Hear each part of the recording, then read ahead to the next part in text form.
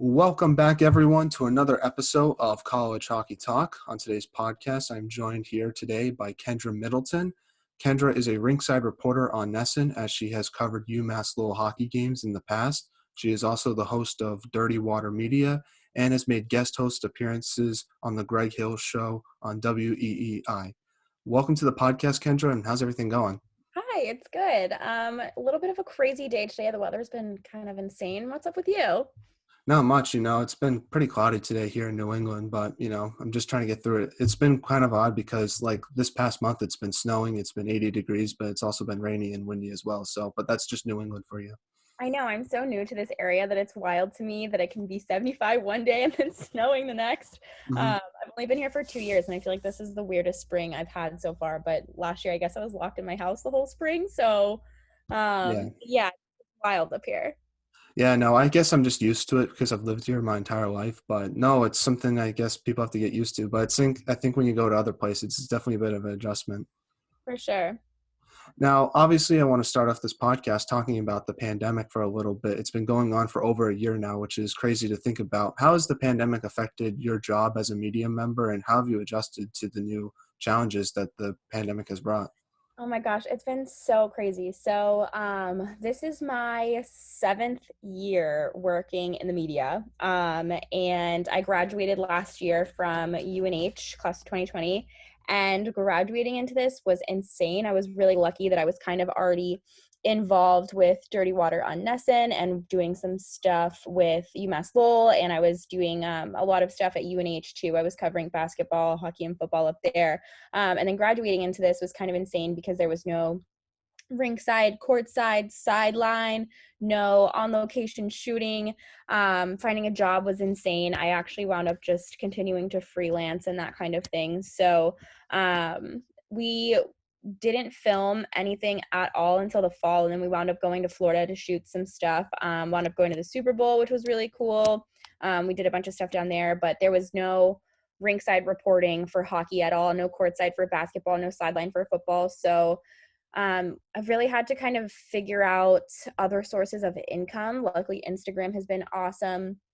And kind of keeping me afloat and stuff like that. But I think everyone during this time has been able to be really creative, which has been kind of fun, not just, creators or reporters or that sort of thing, but also businesses as well. Like these people who are doing, like come do takeout boxes from our restaurant, or like Home Depot and Lowe's are doing like pre-made garden kits and stuff. But like the same thing with media and social media and that kind of stuff. It's you figure out how to report from home. A lot of the girls at the company that I work for have been doing remote and stuff like that, which is really cool. But for me, it's like I was always on site, on location, always have been. So you kind of just have to figure it out. And unfortunately, I feel like the hustle or the grind is kind of glorified from time to time, but I've really appreciated the little bit of extra downtime this year. And I think that I've learned a lot about myself and this industry, like you kind of just assume that it's always going to be there and you take it for granted. And then when it's not, the entertainment value too is just, it's not there, and it's crazy. You have to figure out stuff to do, but you learn a lot about yourself when you live alone and you're alone with just you and your dog for months at a time. But I think we figured it out, and hopefully we're getting close to the end.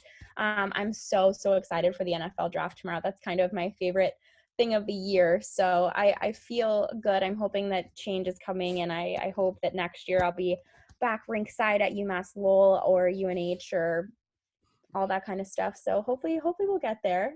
Yeah, I'm hoping so too. I know Fenway Park announced that they're going to be expanding capacity, so I just hope that's good news ahead for all the other stadiums, especially in college hockey. Yep. Yeah, the WIT is awesome with fans. It's sad that there were no fans this year or for like my senior year or anything when the hockey's playoffs and stuff were canceled last year. I was a senior, so that was really crazy. But at least I transferred to UNH, so I got one solid season of hockey down before everything kind of went down the can. So that was good. But if you ever get to go to the Whittemore Center, I totally recommend it. The fans there are crazy, especially if you get to go to White Out the Wit when we play Maine, which is really fun. Yeah, definitely. I talked to Natalie Nori on the podcast Mm, a few months ago, and she was telling me how weird it was having no fans at the WIT and reporting there. So yeah. I've never been there before, but you can just tell by watching some of the games how just odd it was having no fans in the stadium. Yeah, it's definitely different. And I feel like games there used to be a little bit different, maybe, when people here were younger. because the Van Riemsdijks were there, and there were a lot of really good talent coming out of UNH at the time. Which it's not that there is not now. I just don't think that the team is as good as they used to be when Dickie Millie was there. I mean, he was just a crazy recruiter. But yeah, the Whittemore Center is awesome. I hope that fans get back into it after this. I don't know if this is going to be kind of a change of how we see sports or how fans go to games and that kind of stuff. I'm hoping that one day we'll get back to some sort of normalcy. But yeah, the Whittemore Center is a good time. I think there should be some sort of normalcy. I think people are dying to go out and go to a game. So I feel like early on, it's definitely how the stadiums are going to be really packed, especially at places like Mullins Center, where the team had a lot of success this year. And I think people want to see it in person. And for myself as a UConn fan, it was definitely odd seeing them play at their practice facility at Freitas Arena. So you had to adjust to some new stadiums that I'm not used to watching on an occasional basis. Yeah, BU too. They had like a new practice facility, smaller arena kind of situation going on. One of my friends, Kat Ellis, is their reporter. It was kind of crazy seeing them on such a small stage, but I think that people will adjust. I hope that people don't take going to games for granted anymore, and maybe we'll see like a spike in ticket sales or fan appearance once people are vaccinated and that sort of thing. But I definitely think that there's going to be a big adjustment period, especially since you have these freshmen who this year were playing without fans. They've never played in packed arenas or with sold out crowds against a rival and that sort of thing. So I think that that might be interesting to watch people adjust to next year, because it's not just you're going to have your new freshman class, but also your sophomore class adjusting to playing with crowds and the boos and the cheers and the chants and that kind of thing. So I think that we could definitely see some sort of stage fright next year from some of these younger players that aren't just freshmen. Yeah, definitely. I totally agree with you on that. And like I said, it's going to be interesting to see if fans will be allowed. I think they will be. I think at a limited capacity at the least. But talk about, like you were saying, how you had to adjust to the pandemic. I know for myself, my internship got canceled last summer, so I had to do the podcast through Zoom just so I can gain some broadcasting experience. I just did this on my own. I guess, like, how have you tried to adjust to doing interviews through Zoom? Where were you going to intern? I was going to intern at the Cape Cod Baseball League. Luckily, I'm doing it this summer, so That's awesome. I got Congratulations. to make up for it. But no, that's how the podcast kind of got started because of that. Yeah, that's sort of a blessing in disguise, though. I mean, it's kind of crappy that you didn't get to go intern last year, but at least you have this. It's kind of like your baby now, which is awesome. Mhm. Um, Interviews on Zoom have been kind of crazy. I feel like it's a lot more like herding cats as opposed to anything else, kind of getting everyone in a room where you can't raise your hand or read social cues to kind of do interviews and that sort of thing, which is kind of funny because when you're there and you're talking to players or coaches and that sort of thing, it's, you can see who wants to speak. People kind of adjust in their chair, but on Zoom, it's just a bunch of faces on a square on a screen. And I feel like it's harder to sort of gauge how players or coaches feel emotionally before, during, and after games. Um, so you don't really get those sort of like, I would say, quick questions that you can kind of pick up from those social cues, which is different. But I do like the convenience of it. Like, I mean, I'm working, at home in my pajamas and nobody would ever know. And I'm sitting like in my basement or whatever. So that's kind of cool. I like the more relaxed, casual style that the pandemic has brought. Like, I like that people are kind of working from home and prioritizing their families and themselves a little bit more and their own comfortability. But at the same time, I feel like what's produced isn't kind of the same quality as far as from not only an aesthetic feel, but also from kind of just like a genuine conversation feel. So I think it's definitely been hard for reporters to come up with stuff because I know me, for example, I mean, I'm just a total dork. And when I interview coaches, yeah, there's a lot of serious questions, game questions, those kinds of things. But during, when hockey is normally going on, it's the holiday season. And it's like, all right, coach, like, what was your favorite dish at Thanksgiving this year? Or like, what was your favorite family memory you made or whatever? And I feel like those kind of questions have kind of gone out the door because there's not that kind of, joke back and forth humor or time for that. It's kind of just like, all right, this is our time slot. This is what we're doing. Everybody, has to fight for time kind of thing, which is, I think that that's been the only struggle. But with positive, there's always negative. So I like that I can talk to people from home in my pajamas if I want to, and nobody would ever know. But at the same time, I feel like that quality content just isn't the same. Yeah, are hockey players more serious to interview than like a basketball player or a football player? Absolutely. I actually talk about this all the time. I don't know what it is about hockey players, and every once in a while you'll find a diamond in the rough, but hockey players are always just so, so serious. Sometimes you can crack a joke and they'll get it or something like that, but I swear I always joke about how all of their answers to anything and everything is, oh yeah, we got to make their D turn, pucks on net, D turn, Mhm. pucks on net. And you'll almost have to get to the point where you're like, all right, other than pucks on net, what's up? You know what I Yeah. mean? Because they're just almost so robotic in a way. But every once in a while, you get somebody funny. Like Brandon Van Riemsdyk was kind of a dream to interview because he's funny, he's quirky, you know. And it's different when you're actually a student in college. I feel like when you're working with a team because you kind of, you know, you have classes with these kids, you see them on campus, you kind of get to know them in a different light than you would if you were just a team reporter, which is nice. It makes the content easier, it makes your job easier. You're not as nervous when you're talking to them when they're coming off the ice or in a press room or something like that. But I think that that also kind of helps you set yourself up for the future of interviewing people as you get past those nerves, and you kind of figure out how to get to know those people or the questions to ask them that aren't just, you know, about hockey, but about themselves. And I think that that's what creates the best content. Yeah, definitely. Like I got into I've gone to know some of the players off the ice as well, and they're super funny, great guys. But like when you interview them, sometimes they can be very serious and just a completely different person. So hopefully, Totally. like with podcasts like these, I can kind of get their personalities out a little bit more, and that's what I'm trying to do. Yeah, sometimes I think it's the coaching. I think a lot of hockey college coaches have that sort of poker face mentality.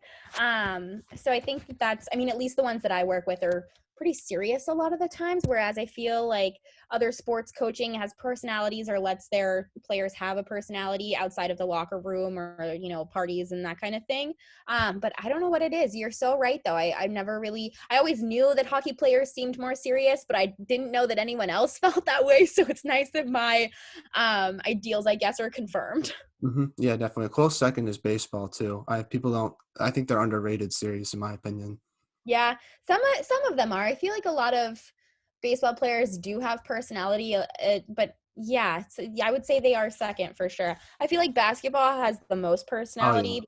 You know, if you're in basketball, I feel like you definitely have to have some sort of personality to make yourself stand out. But the NBA also allows people to be so much more themselves than any other professional sport, I feel like. Yeah, definitely. And that's one reason why I like the NBA, but I feel like the NHL is doing a better job of trying to bring out some nice personalities in the league. And I've just following their social media, you see it sometimes occasionally when you scroll through your feed. Yeah, I feel like the NHL is definitely second runner there for me. They're doing a really good job about trying to sort of be progressive and let their players be themselves and those sorts of things. I also feel like it's hard when you have such a long season. You know, with football and stuff, it's, I guess, 17 weeks now. But it's a shorter season. You know, you're not interacting with the media as much. You're not over it when you have to talk to them. And it's like, I know that most of the time people don't want to talk to us because it's just you have to get there early or stay late or whatever, and sometimes people are kind of grinding you about the game that you've had. I know that I've definitely had to have some hard conversations or interviews after a loss or something like that. But I think that the amount of games you play definitely plays into it, which hockey and baseball. hmm Yeah.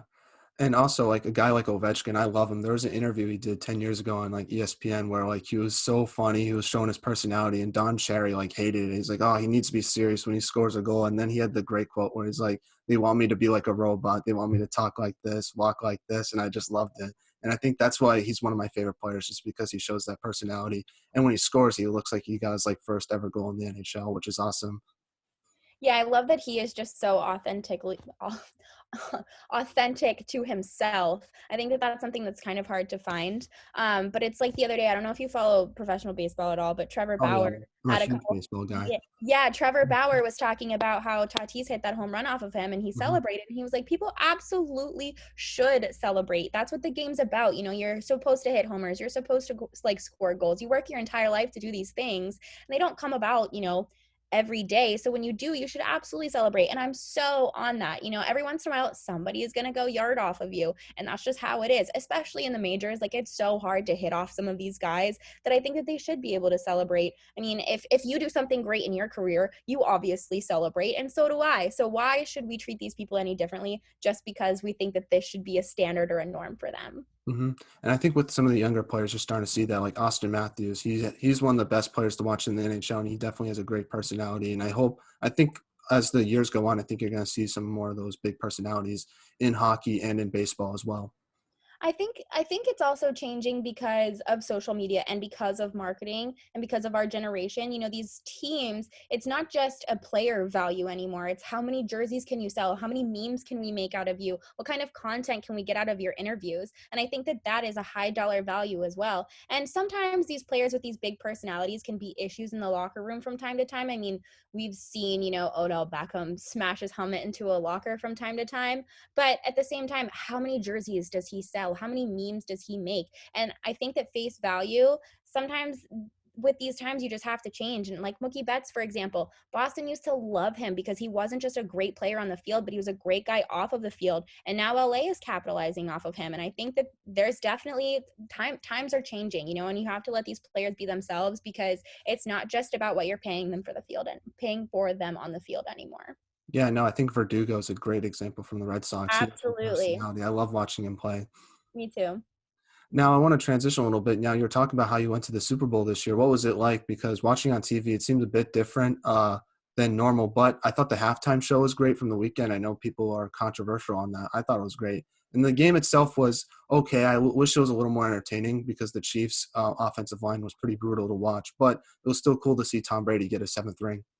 Yeah, so I'm from Florida. I'm from Jacksonville. So I got to go down there with Dirty Water, and I think that we shot at probably, God, 50 locations for the Super Bowl, trying to get, the vibes down there, what people were doing, and that kind of thing. And it wasn't as an exciting of a game as I think anyone would have hoped for. All the goat versus the baby goat memes kind of Mhm. hyped it up, and everyone was excited. I think everyone thought that it was going to kind of be this offensive powerhouse, high scoring game, and it just didn't wind up being that way. It was a really fun week. We had some great food, met some really cool people. I interviewed Doug Flutie, went to a party with the Gronks, got to hang out with them, interviewed Gronk, played in their charity volleyball tournament, which was pretty cool.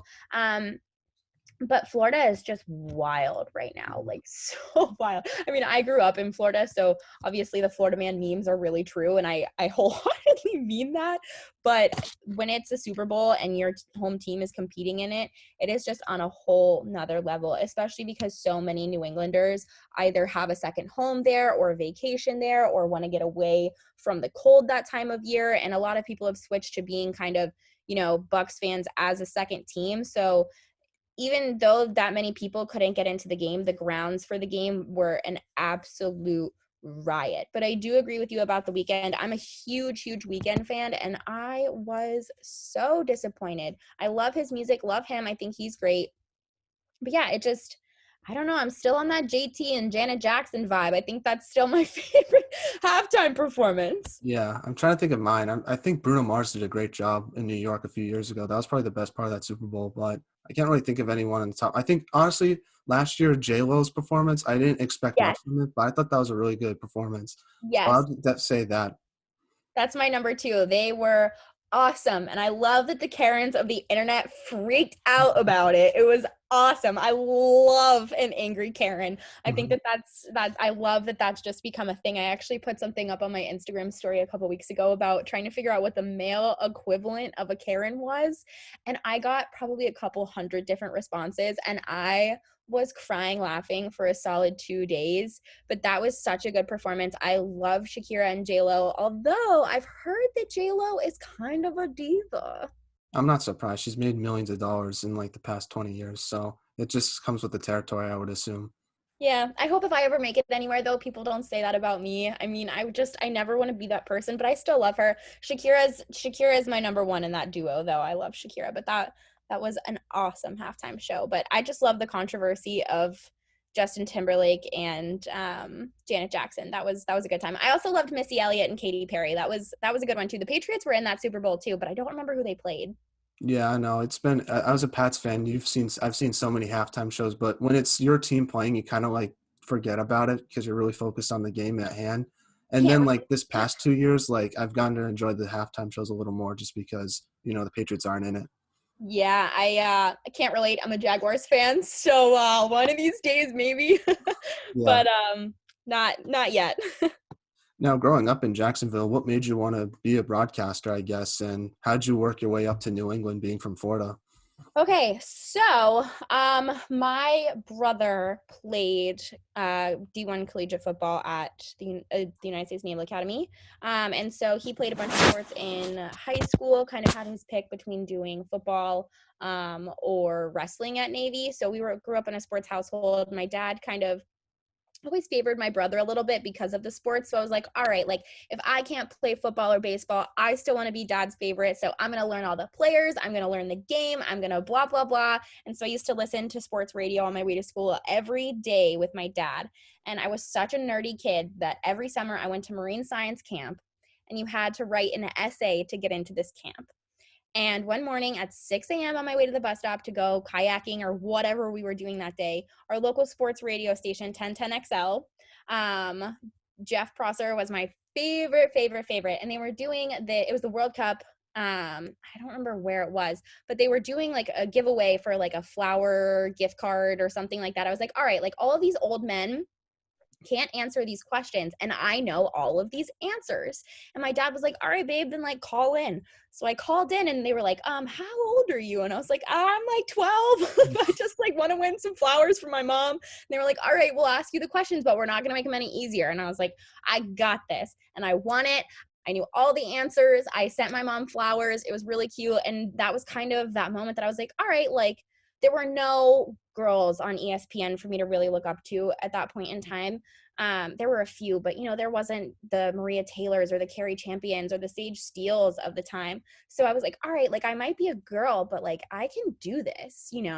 And so I wound up spending some time in California while my brother was out there and went to San Francisco to see my aunt. And someone reached out to me at a sports radio station and was like, hey, like I see you're in the area, do you want to come by into our studio, blah blah blah. And I was like, yeah, oh my gosh, I'd love to. I hadn't even started college at this point. I was 18. I didn't really know where I was going. I was taking a gap year. And so I went into this radio station and he's showing me around. He's like, oh, do you want to meet like the sports guys? And I was like, yeah. And so he sat me down at the producer's desk and the producer turns around and he's like, all right, so what's your deal? And I was like, what? And he was like, pitch yourself to me. And so I just started talking to him and about sports and my background and blah, blah, blah. And he was like, do you need an internship this summer? And I was like, absolutely. So I kind of just dropped my whole life and interned for the Warriors, the Raiders, the A's, and who am I missing? The Sharks. So I got to do Super Bowl 50. I got to do a Stanley Cup out there when the Sharks played the Pens. So it was really cool. And I think that kind of just solidified that was what I was meant to do if I was interning in that crazy of a market just on a whim. So I wound up doing that for a year. And then I was in Auburn, Alabama for 2 years, transferred to UNH. And that's how I got here. Yeah, and I want to ask you, like, was there any particular like media personality that you looked up to growing up or still today? Like anyone on the radio or someone like as a sideline reporter? Yeah, so I think that every little girl ever loves Erin Andrews because she was the first to do it, you know what I mean, and do it well. I mean, there was Michelle Tafoya and that kind of stuff, but Erin Andrews was the first, young girl on the scene.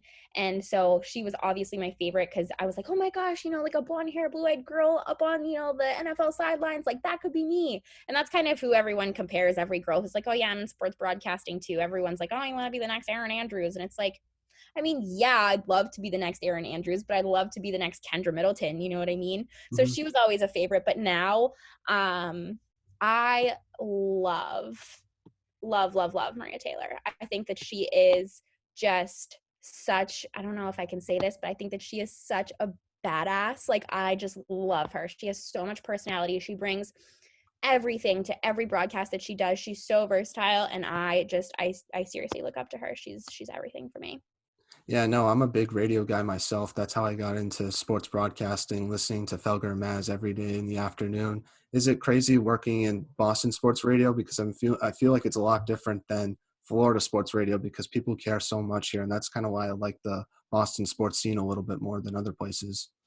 Yeah, don't get me wrong, I love working in TV. I mean, I feel like TV is kind of glorified and fancy or whatever, but I would choose radio over TV 10 days out of 10. I love that it's goofy and you can show your personality, and it's not just, like a 30-second take of how the second period's going or whatever. It's more. It's like you're you, but it's also sports. And I think that that's so cool, but people here are so diehard about everything, and the amount of people that listen to sports radio up here is crazy because growing up in Jacksonville, we have the Jags and we have the Gators, and we'll talk SEC, whatever, but that's kind of it, So up here, it's all four major sports. It's everything all the time. And people are so diehard now because you guys have been so good for so long at everything. In the last, 30 years, you guys have won a trophy almost every year. So it's crazy. I mean, I think that our generation of New Englanders thinks that they know that they're lucky, but they really have no idea. And like when they complain about the Celtics this year, I'm like, shut up. You have no idea. Like, shut up. I'm a Jaguars fan. Shut up. Like, Yeah. my teams are so bad because obviously we only have the Jaguars. So I'm a Jags fan, grew up a Braves fan. Now I'm a Giants fan because I was out there for so long and filled out scorecards and all that kind of stuff. I am a Milwaukee Bucks fan because my mom's from Wisconsin and that's who she likes. And then I like the Sharks because I obviously was out there for a while, but grew up with the Bolts. And it's like, just shut up. Don't complain to me. You have absolutely no idea. Like, if you guys don't win a trophy in anything for the next 20 years, I would be shocked, first of all. But second of all, you guys have won enough for the rest of your lifetime. Like, your kids will still ride on these trophies. So I don't think people get it, but they try to pretend like they do. Yeah, well, I think I'm a huge Bruins fan. Like, I'm more of a hockey guy, and the Bruins haven't won since 2011. So, like, sometimes when you focus on one team a little bit more, you kind of forget that the other teams have had some success. But I'm a huge Patriots fan, and obviously this year was a bit disappointing.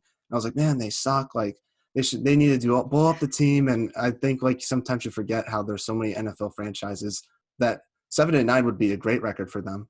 Oh my God, I would have been ecstatic to go 7-9 last year. Are you Yeah. kidding? I would have been like, yes.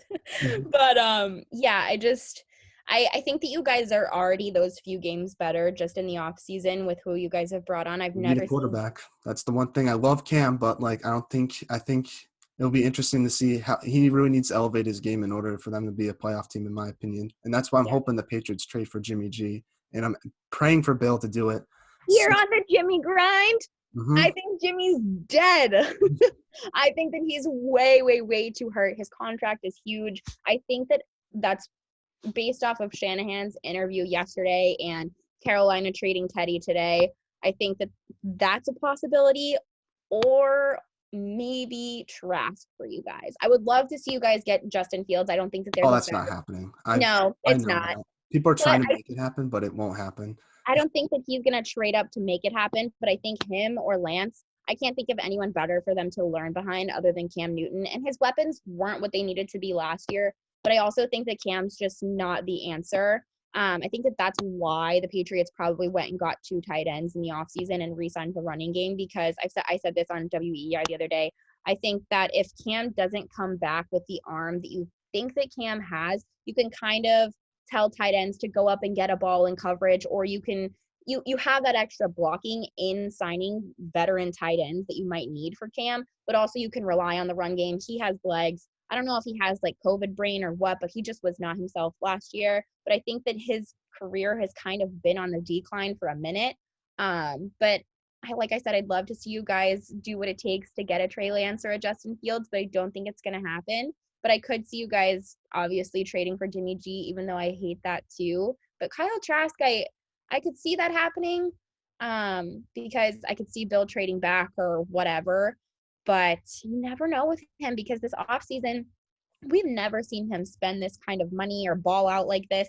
I think Ryan Clark called him Sugar Daddy Bill, which I think was so funny. So maybe he's just balls to the wall this year and like, all right, you know what? I've done this in the offseason. I'm going to trade up and surprise people. We're going to get Fields or Trey Lance or whatever. But I think that this is the first year that I'm really just scratching my head because there's so many teams that I have no idea. I think the only thing that I can hang my hat on is that the Jaguars are taking Trevor Lawrence. Yeah, definitely. I guess like for myself, like I love Cam Newton. I was super happy when they got him last year. and it just didn't work out. But am confident that if they keep him for next year, that he can do well because the roster is around him better. Plus, he has more of a full of an off season to actually prepare for this year because last year he was signed like in June and obviously during a pandemic as well. But the game I reference is the Thursday night game where he played against the Rams and he threw that awful interception. I was like, it just was sad to see because I was a huge Cam Newton fan. So that's why I feel like Jimmy Garoppolo would work well. I don't think you have to give up too much to get him. I think Bill knows him well, so he knows the system. And he's been successful every time he started, except for last year. He brought the 49ers to the Super Bowl 2 years ago. People forget about that. And they obviously have the right roster around Jimmy to elevate his play. And I think that's why I'm really, really high on Jimmy Garoppolo, in my opinion. Yeah, I've also seen a lot of kind of talk in sports radio in this area about Jarrett Stidham. Oh, I'm And not buying that until he no, no, actually. I've seen a lot of people talk about Jarrett Stidham, and I'm like, I think that you guys forget that I've been in Auburn sports media. I don't like either of these options. I've watched both of them play for far too long. Jarrett Stidham, I don't think belongs on an NFL roster. I'm not sure why he is. But that's just my opinion. I don't think he's good enough to be on maybe a practice squad, but other than that, I don't think that he's good enough. And I've also seen people here talking about the Patriots trading to have Gardner Minshew as a backup quarterback. And I don't think that that's a great fit either. Don't get me wrong. I think Gardner can be, a semi decent backup somewhere for somebody. I don't think it's going to work out for us. I don't think he would fit here. I'm not quite sure where that fit could be for him, but I don't think that it's either of these two teams. So I'm really shocked that I've seen, these big names in sports radio talking about both of those options like they're actually a decent idea. I wanted Bridgewater. I thought he would be a good fit here, and the Broncos really didn't give up that much to get him as well. So I Yeah, thought that would have been a good fit for a New sixth England. round pick for Teddy? Yeah. Crazy. Yeah. Crazy. What do you think the 49ers will do with their third overall pick? That's the big question. I know this interview is going to be released the day after the draft, so who knows if we'll be right on this or wrong. But Kyle Shanahan had that crazy press conference yesterday where he basically said that we might not even be alive on Sunday, so who knows what the roster is going to look like.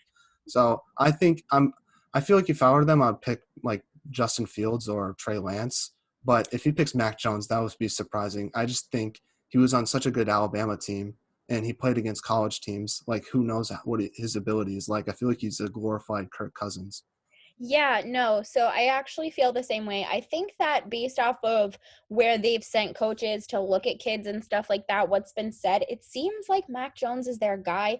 But I'm with you. I think that if he's really this quarterback that everyone is saying he is on film, why did he sit behind Tua for that long? You know what I mean? And he did have awesome receivers to rely on, an awesome run game.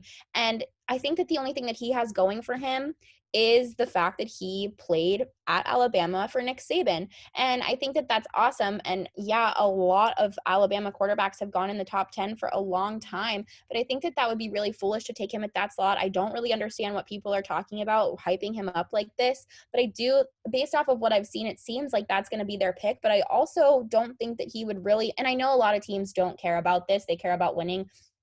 Clearly the same with the Jaguars and Trevor Lawrence's off the field problems and Chris Doyle and Urban Meyer and yada yada. But Mac Jones in one of the most liberal areas in the entire country, with his blackface stuff that recently came out and his DUI and that kind of stuff, I just don't see him fitting into the culture out there very well.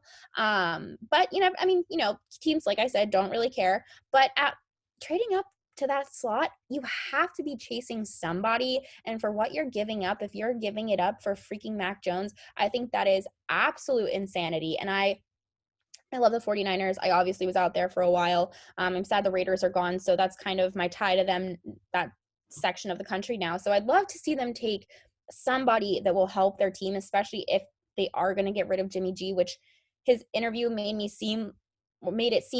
feel like that's what's going to happen. Like Jimmy G is not going to be on their roster after this weekend. So I would love to see them take Justin Fields. I think that would be an electric offense. I'm not sure if Trey Lance is there. You know what I mean? Mm-hmm. Um, I don't know. I think that he needs a year or two to sit behind somebody and learn, which is why I think that he could be a great fit for New England because him and Justin Fields feel like they could be everything that Cam Newton was supposed to be if Mm-hmm. they have the right amount of development time and the right coaching and all of those sorts of things. So yeah, I hope that they're not going to take Mac Jones, but it seems to me like that's what's going to happen. Yeah, no, that's gonna be interesting in my opinion. I feel like the Patriots. I think Trey Lance is their best option if they want to get one of those top 5 quarterbacks, but I don't know if it's gonna happen. I hope Micah Parsons, like someone like that, slips down to 15 and they can get him. I think that would make the defense a lot better. I Yep. think Kellen Mond's the quarterback they pick in like the 3rd round, if I had to be honest. Yeah, I could definitely see that happening. Bill's such a defensive guy that I don't see him trading up. I don't see him doing anything crazy. But this offseason, you never know. I definitely think that if I were a betting woman, which I'm not, I would say that he is going to take the best defensive player on the board at that slot and sign a quarterback later. He's gotten lucky late in the draft with a quarterback once. I Mhm. don't see why he wouldn't think that he could again. Yeah, I know.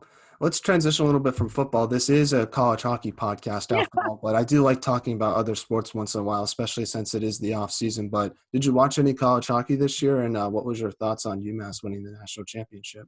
Yeah, I actually was on a college hockey podcast a couple weeks ago. Oh, wow.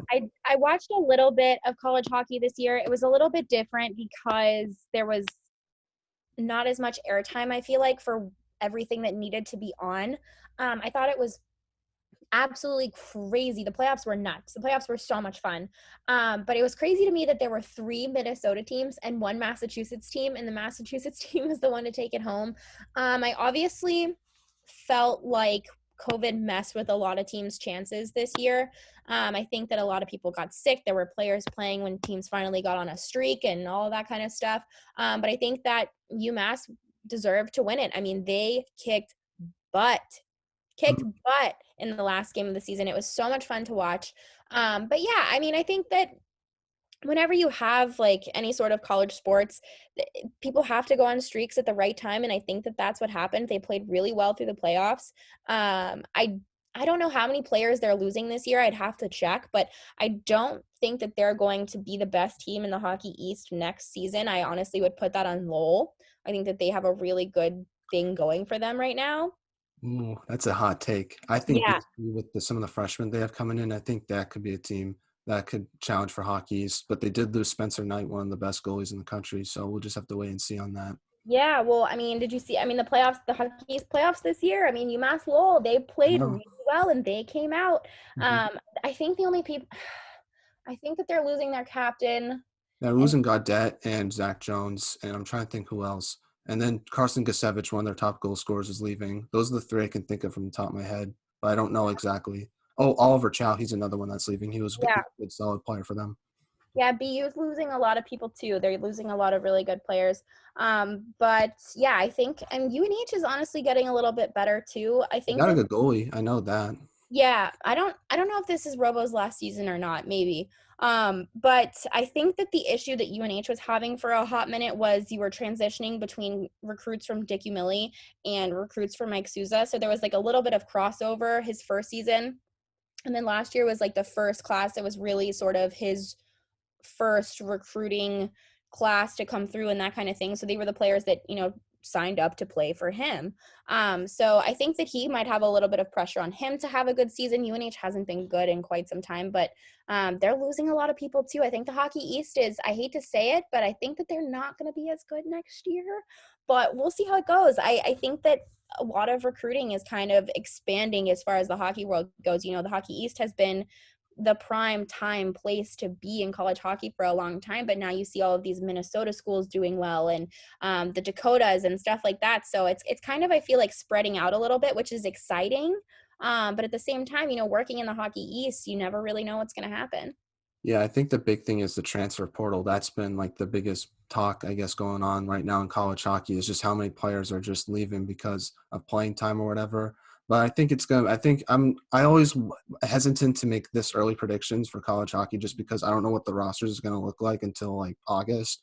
And that's when Yeah. you start to get a better idea like who's going to be on the team or not. So I think that will be the interesting part, I guess, is just seeing what the rosters are going to look like. But I think a team like UConn, I know a lot of people sleep on them all the time. That's why I have to hype them up on the podcast all the time. They have 2 great forwards in Johnny Evans and Carter Turnbull. I think they have some good defensive players as well. I think Joachim Kondolik looks like he's returning back. They're getting that new stadium next year, which I'm excited to see what that looks like. The biggest question for them is obviously their goaltending. They're losing Tomasz Romashka, the guy who started every single game for them. So I think that's a team that I think could ruffle some feathers in Hockey East. But I think it's going to be one of the Boston schools. They seem like they're primed to do it this year. Yeah, I think BC is probably, I mean, obviously the beyond early favorite, but I never like to pick the favorites. I always like to pick somebody different because it's easy to pick the favorite. You know what I mean? But yeah, BC is really good. I think BU is losing a lot of people, so we'll see how that goes. But Massachusetts and Minnesota, man, I'll tell you, they've got some talent right now. Mm-hmm. I think the question for UMass Lowell is I heard that Matt Brown is transferring to BU, and that's going to be a big loss for Lowell because he was one of their top offensive players. Seth Barton, a great defensive player, Yeah. is leaving as well. So I guess like how are those two players? I guess when those two players leaving, how do you think that's going to affect Lowell for next year? Um, I think that what makes Lowell great is for the last few years they've had really good goaltending. And Logan Neaton, I think, is going to be great for them next year. He's kind of got a season behind his belt. So I think that that's what's going to make the difference for them. But they are losing. I assume that Charlie Levesque is graduating and moving on. I mean, I know he's done with school, but I don't know if, this whole COVID thing with another year, I think is really going to play into who's going to be where, if people are going to stay, if people are going to go. So I think that that's going to be like really crazy for next year because kids are just getting another year for Mm-hmm. whatever they decide to do. So that'll be interesting to see who stays and who goes. But I think it's going to be crazy to see, like, hockey players in general are already a little bit older. If you play juniors, especially in the Hockey East, I think that that's such a crazy thing that we have so many people who do that. So it's like these players are, 23, 24, and 25. So if you have these true freshmen who are 18, I think that across sports, that's just going to be something so wild to watch these grown men playing with these little kids. But I think that hockey also is the only sport where there is no true body type to play it. You can be, Chara, or you can be, Marchand, Yeah. so you could be huge or you could be little, and you could be fantastic either way. So I think that that's going to be really interesting next season. But like you said, we don't know what these rosters are going to look like ever at this point, let alone when you have an extra year of eligibility. I think Charlie Levesque would be a huge loss for Lowell if he does choose to leave next year. But I think the thing with Lowell is I feel like they always get on these slow starts to start off the year. And then once playoff time comes around, they just go on this insane streak. And that's what you saw this past year when they made it all the way to the Hockey East final. Yeah, I think Reed Stefansson was like a huge piece for them. He was hurt the majority of not this last season, but the season before. And he came back and made some really good plays for them, scored goals at really good times. And I think now that he's kind of found his skates again, he could be a playmaker for them next year. Yeah, definitely. I had him on the podcast a few months ago. And yeah, no, he's definitely a player that I feel like could step up and be on that top line for Lowell next year. Yeah, he's a nice kid. I think that he could definitely be a playmaker for them next year. And obviously, Andre Lee's been proven to be. He made like a little mistake that caused for the goal against UMass in the final, Yeah. but he really made up for it because he had some great little plays and created some great offensive chances. And I feel like if Philip Lindbergh wasn't in net, I feel like he would have scored on one of those goals. Yeah, Andre Lee is a talk about a character. He's someone in hockey who has an awesome, awesome personality. If you could ever talk to him, interview him, get him on, he's a funny kid. But him and Ben McAvoy are awesome. I love both of them. They're great kids. But you never know. Next year, I think, is going to be a really telling year for college hockey. Now, I want to ask you. You went to UNH. How did that experience at UNH help your media career? What you're doing today, I guess, being a freelancer. Um, I had, I think, a really different experience at UNH. I don't want to talk bad about their communication department or broadcasting department at all. I have made some great friends out of it. It just wasn't an awesome fit for me, which is how I kind of got into Dirty Water, how I got into stuff at UMass Lowell. It wasn't a great fit for me at the time. And I was going through some stuff, and they just didn't treat me the way that I thought that I should be treated as a human being.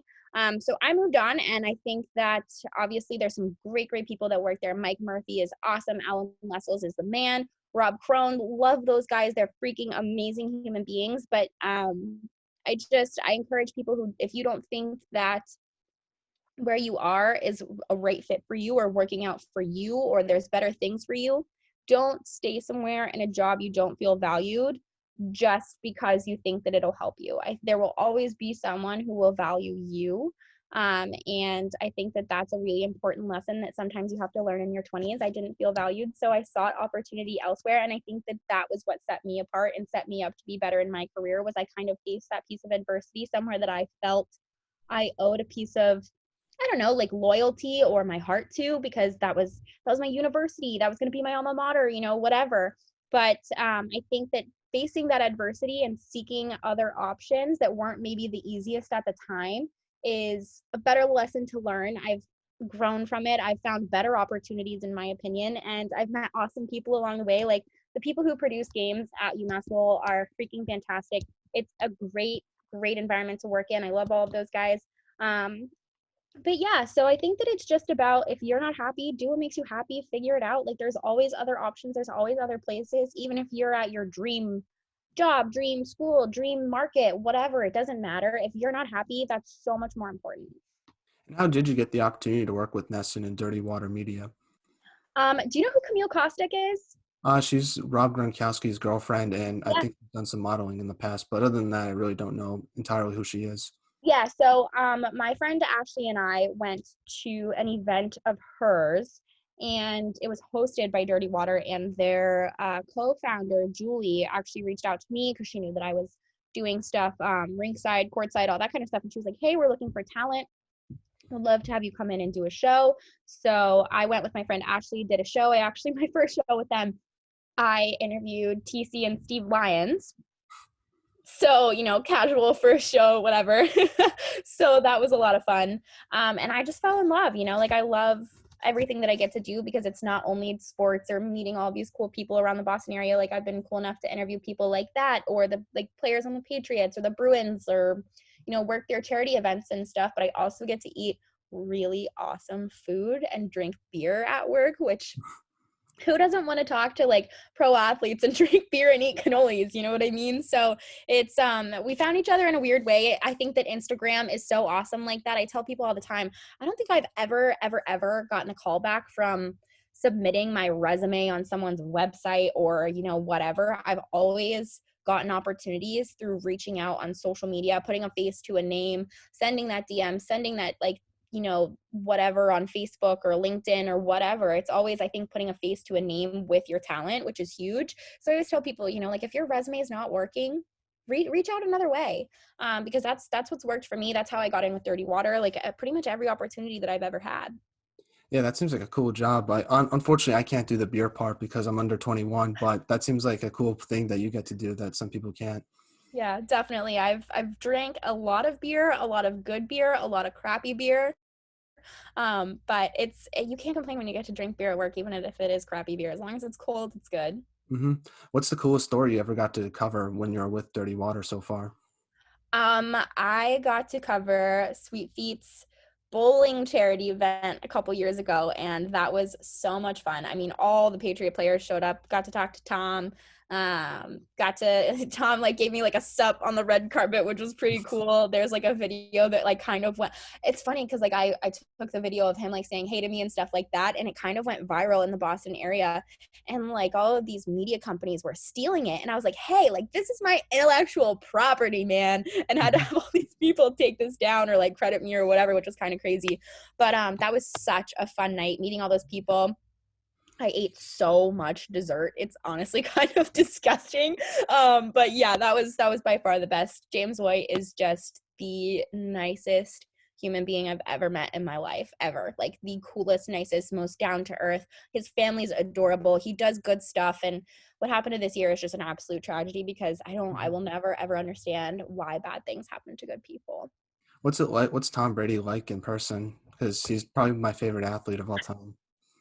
He is so much better looking in person, which is absolutely disgusting because he's already like good looking on TV and in magazines and on the field and stuff like that. But he's much more chiseled in person, and a lot taller than I thought he would be. Like you read his stats and all that kind of stuff, and you're like, oh yeah, he's tall, whatever. No, he is like skinny and tall. hmm But he's goofy, he's funny, he's nice. Like he's very authentic to what you see. But drunk Tom Brady after the Super Bowl this year was the best Tom Brady I think the world has ever seen.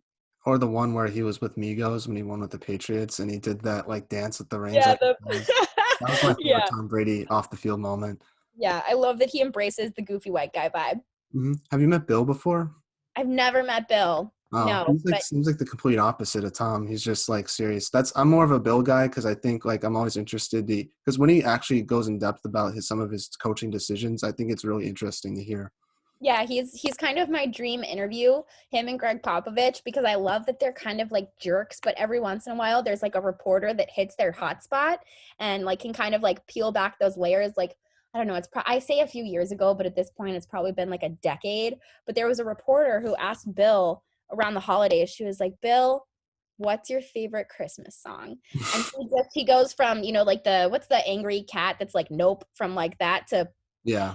I just love them all. They bring such a smile to my face. So I would love to be the girl who can kind of like crack Bill Belichick or Greg Popovich, just because that's the kind of interviewer that I am. Like I said earlier, like I'll ask you all the questions about the game, pre and post, whatever, but I always like to have that kind of like icebreaker funny question. So I would love to be the girl that could make like a coach like that laugh.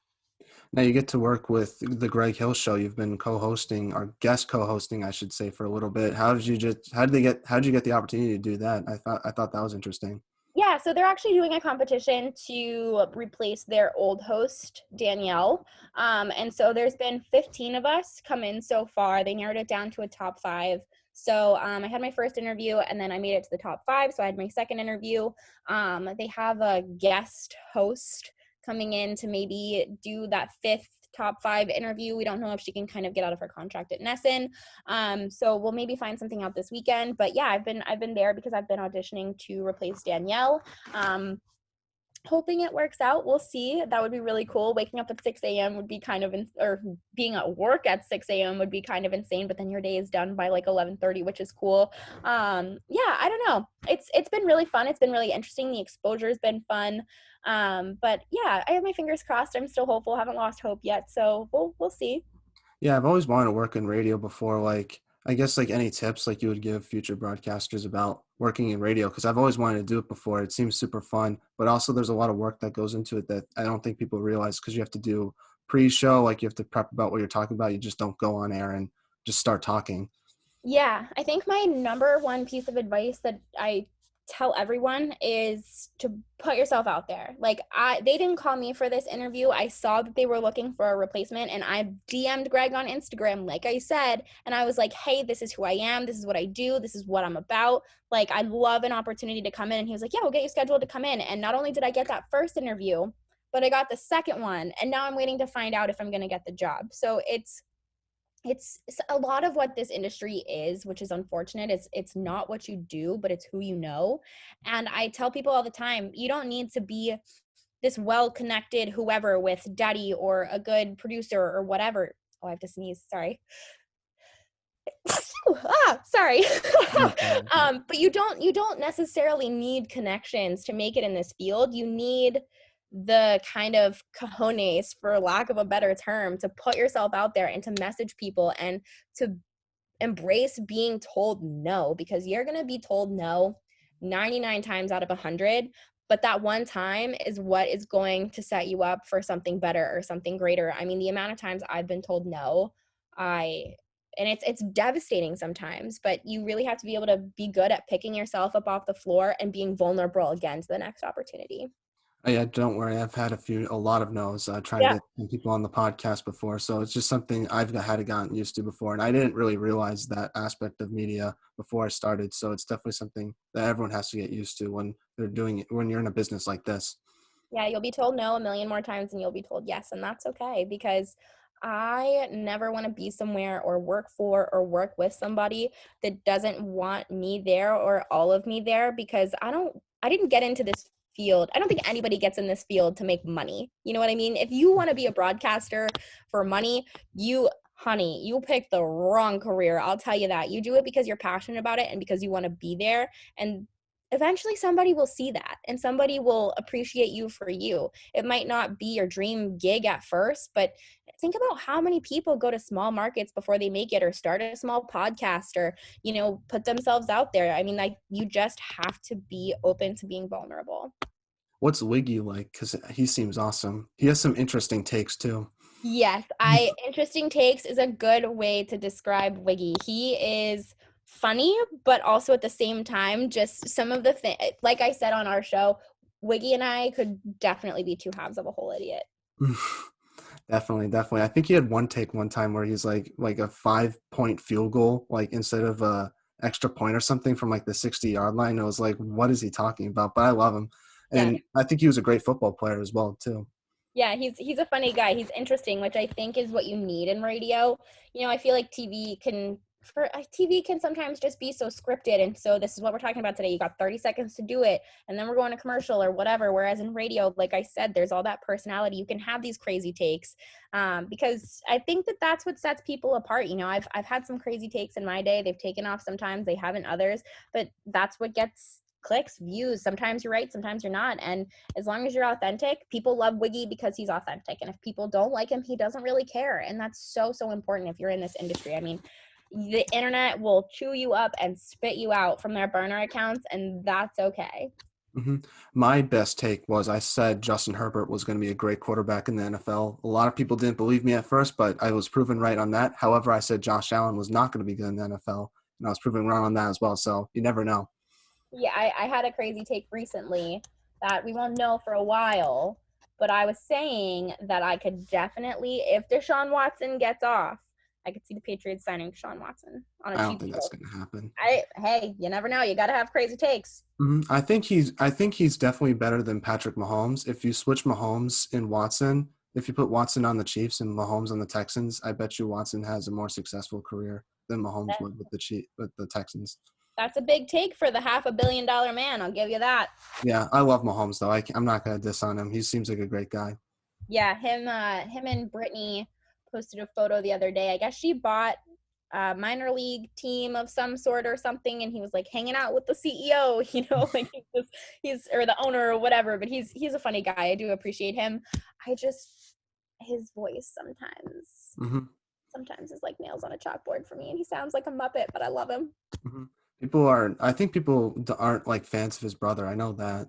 Yeah, I don't know that much about him. I think he's like a TikToker or something. Yeah, I don't know if he plays football. But I yeah, don't know. I just know that that's like the one knock on Mahomes that people yeah, that's have. like the one thing that I've heard is that people don't like his brother or his wife, fiance situation. Yeah. Um, but like, I love that he doesn't care. Like, that's the most important part. Is he's like, these are my people, and I don't really care. So we're now in a segment in the podcast I call the non-hockey segment, where I ask you 5 speed round questions. Yes. Okay. First one is, if you could have lunch with anyone in the world, who would it be and why? Alive or dead? It doesn't matter. Okay, I would say Stevie Nicks because she's my favorite person ever, and I feel like maybe one day I'll get to meet my sports people, whatever. But Stevie Nicks is my girl, and that would be my choice. I think mine would either be Pete Davidson or some musician like, I don't know, Kanye. I think he'll be cool to talk to. That would be a crazy lunch. Or Charles Barkley. I would love to get lunch with Charles Barkley. Yeah, definitely. I think for sports, like Austin Matthews, like Yeah, I love him. What is your biggest pet peeve? people who are late. Hmm. I definitely agree with you on that. I'm sometimes a victim of being a little bit late because of the traffic here, but I think mine is bad drivers. That really bothers me when someone's Yeah, a terrible driver and just like a nuisance on the road. It really bothers me. Or when someone steals people's content and then doesn't give them credit. that's a big one too. That and people who bite their fork. I hate that. Someone was telling me like people, but I've never seen that before. I hate it. People who like, how like people will like put like their silverware in their mouth and like really slowly pull it out and like their teeth graze the fork. I I've hate never it. seen that before. Oh, I hate it. I've never seen that before. No, someone was mentioning that. And I was like, I've never seen that before. So I thought that was interesting. Now, what is the most interesting thing you've seen or read this week? Ooh, that is a really good question. Um, Mine was Chris Sims had Justin Fields going 32nd overall in his mock draft. I thought that was ridiculous. Probably. Oh God, I don't know. Probably that Tristan Thompson cheated on Khloe Kardashian again. Again. I don't know who Khloe Kardashian is really, to be honest with you. Yeah, I saw that and I was like, this boy has been trying to dig himself out of the doghouse for like a year. Finally got engaged to this girl and they're trying to have another child. And you're cheating on her again after cheating on her with her little sister's best friend for the third time. Yeah, I don't really know. I'm very uncultured. I really just watch sports, and then other celebrity drama I'm really don't know about. But it is what it is. That's my pick. Hmm. What music do you like to listen to? Ooh, I'm an oldies fan. I love oldies. I love Dire Straits and The Police and Fleetwood Mac. I really, really like oldies, but I also like kind of alternative sort of rock music. Definitely like that like rock 70s kind of vibe. You know who I've been getting into recently is Tom Petty. I think his music's great. I love the Free Fallin' song. That's a great song. Him and my girl Stevie have been best friends for years and years. Hmm. Great, great, great choice. Yeah, I know. Rest in peace, though. He died recently, but great artist. I know, yeah. Really sad. Now, LeBron or Michael Jordan? Okay, here's my question about that. As like a fan or to start a franchise? Just as the best player of all time, I guess. Like for me, it's Michael Jordan. I'm sorry, 6 rings. He's had more sustained success throughout his career than LeBron has. Yeah. People get mad at me about it, but I don't know. That's just my opinion. Michael Jordan never switched teams and won Yeah. championships. Yeah, I think Jordan is the GOAT or whatever argument people like to have, but I love LeBron James. Like I love LeBron as a person.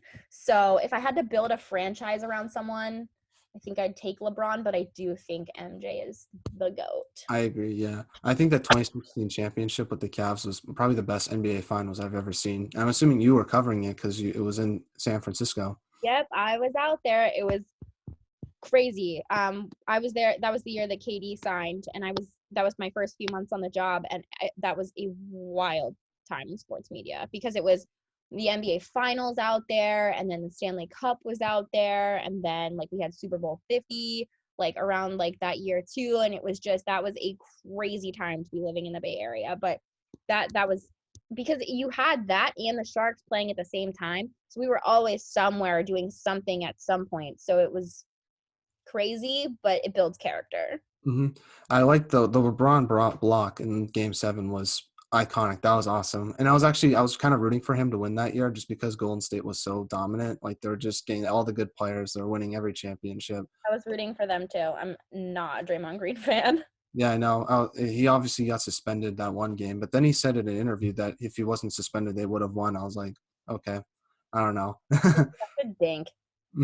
I don't Yeah. like honestly, he is my least favorite pro athlete. Have you ever gotten the chance to interview him before?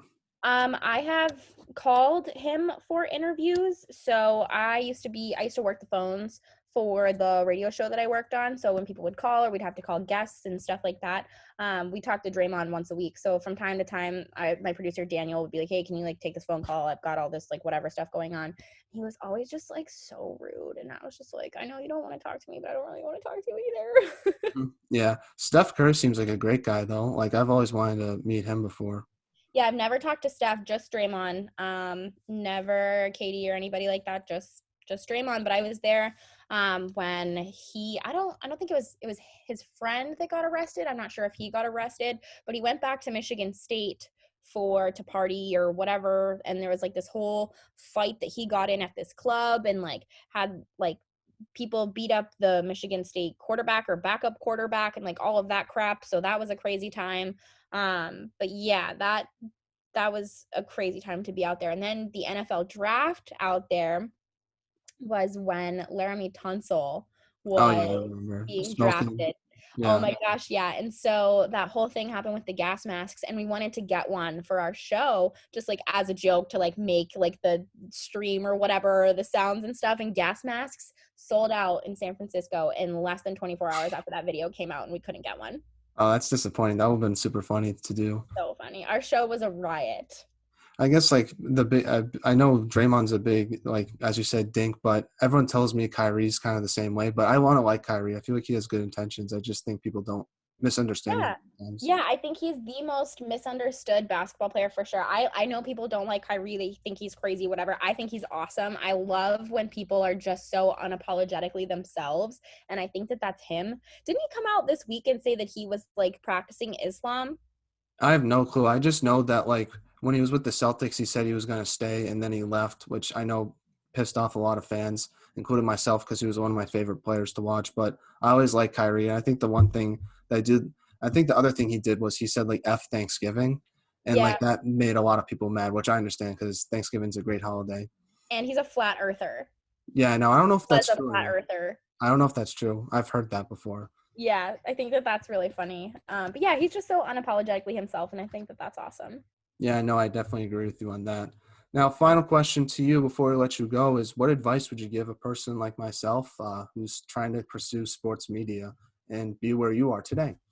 I would say stick to it. Consistency is the key. You know, it takes a while to build up any sort of career in anything. Every take you get, every interview you have will benefit you in some way, shape, or form. But not only if it's, you know, you're getting the reps or the takes for a reel or the connections, like all of that stuff's going to matter. And the longer you stick to something, the more of a fan base you're going to have, the more people who are going to listen, the more people who are going to click on your page. It's really just staying consistent, even though like numbers are going to fluctuate all the time from how well your podcast is doing to how well it's not doing or how many people are clicking your link that day or whatever. But at some point, you're going to have an interview or something is going to stick. And like me on the Greg Hill show, you know, like my numbers on Instagram and, you know, whatever weren't growing the same way they had been for a while. I don't know what it was. And then I was on the show, finally, like something happened in the pandemic, and now like my numbers and my engagement are growing. And the same thing will happen to you. I tell anybody whose podcast I go on or whatever, it's just consistency. Like, even if you don't feel like doing it, you have to sometimes. Like, not everyone who is on TV or on the radio wants to be on TV or the radio sometimes. You know, sometimes they have stuff going on in their personal life or they're not feeling well or whatever. But that grind, as much as it is glorified from time to time, that's what's going to get you places and make you successful, is because it's yours and it's your baby and you want to do it. And I think that that's so important in today's day and age, because you can finally have your own thing. Like, you have the ability to have your own podcast and make your own hours and make your own interviews and talk to people who you want to talk to about what you want to talk about. So I think that if you can be your own boss and you have that time and the drive to do it while you're in college, you never know. I mean, look at people like Dave Portnoy. Like, it happens, it works out, especially in a day and age where you can create your own content and be your own boss. I think just stick to it. Yeah, no, I definitely agree. And I hope this podcast is kind of a starting off point for myself. I'm trying to get as many opportunities, trying to build those connections like you talked about earlier. And that's my advice to other people as well. Just stick with the grind, I guess. And if you, because I met Jared Carabas. I don't know if you know who he is, Yeah. like a few years ago. And I love his story just because he started off just being a huge Red Sox fan in Boston. He just wrote blogs, did interviews and stuff. And now he's one of the more successful baseball reporters in the world today. So I try to use that model. If I just love it so much, if I continue to work hard, hopefully good things happen in the future. Yeah, well, I wish you the best of luck. You definitely have a fan in me. So Thank you. I if appreciate it. I can do anything for you ever, please let me know. No problem. Well, do you have any shout outs you'd like to give to anybody before we let you go? Yes, I'd love to connect you to my friend Jake Iggy. Actually, I don't know if you guys are friends, but he's sort of like a college student running a sports podcast. I think you guys would be awesome. So I'd love to give a shout out to Jake. He's my boy. I think you guys could be great friends, great, you know, people who could kind of bounce ideas off of one another. So shout out to Jake and shout out to my mom, my biggest fan. Awesome. Well, we'll definitely talk about connecting with him off camera. Well, thank you so much, Kendra, for coming on. Thank you so much for the time. I really appreciate it. I wish you all the best in your media career. And this really means a lot to me. I would love to have you back on the podcast one day. And yeah, like I said before, this means a lot to me.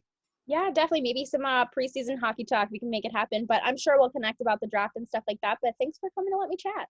No problem. Now, one question I want to ask you, just